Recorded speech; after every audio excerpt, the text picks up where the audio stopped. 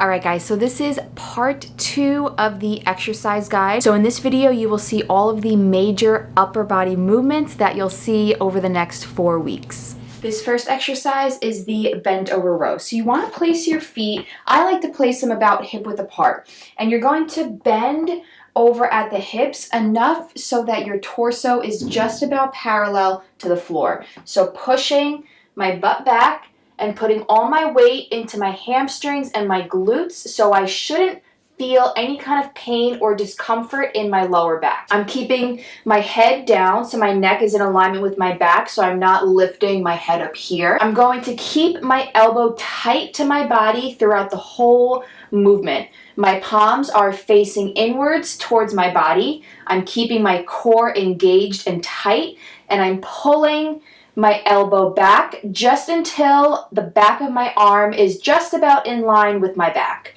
Coming down, fully extending, pulling with my elbow, and keeping my elbow nice and tight. You should mostly feel this movement in your lat, which is a giant muscle that runs all along down the side of your back. The next exercise you'll see throughout the program is a bicep curl. You'll see a couple different kinds of curls. One you'll see is a supine curl and another is a hammer curl, and they differ based on your hand positioning. So for a hammer curl, your palms are facing inwards towards your body and curling. And for a supine curl, your palms are facing up and out away from your body. And now with both, notice how my elbows are staying tight to my body the whole time. And all of the movement is coming through my arms, nowhere else in my body. So I'm not swaying my hips to get the weight up. If you feel like you have to move the rest of your body to get the weight up, if you have something lighter, that's ideal. This way all of the focus is staying in your bicep. For some reason my audio did not record for this clip, so what I meant to explain here was the front and lateral dumbbell raises.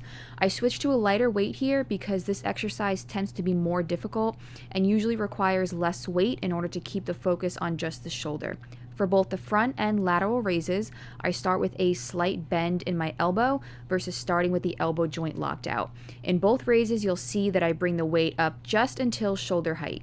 Throughout both movements, I do my best to avoid moving or swaying my body. In order to get the weight up, I keep the rest of my body as still as possible, which allows all of the focus to stay on the shoulder muscles. This last exercise is a plank. Planks are mainly used as a core exercise, but they're a really great just full body exercise. So I want to show you how to properly set up a high plank, and throughout the 4 weeks you'll see different variations of the plank. I'm going to start by placing my palms flat on the floor.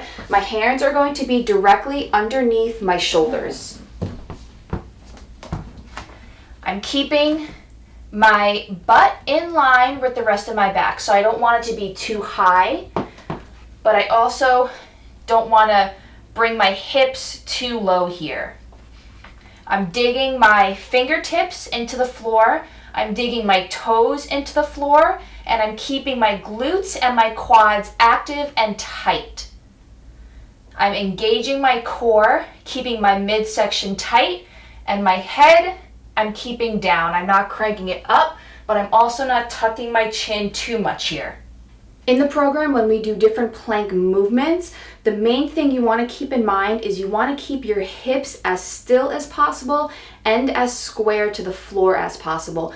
Once you start kind of swaying your hips from side to side, that takes the focus off the core. So for example, one movement that we'll be doing one day is plank up downs, and that's when you move from your hands to your forearms. So you want to keep your hips as still as possible.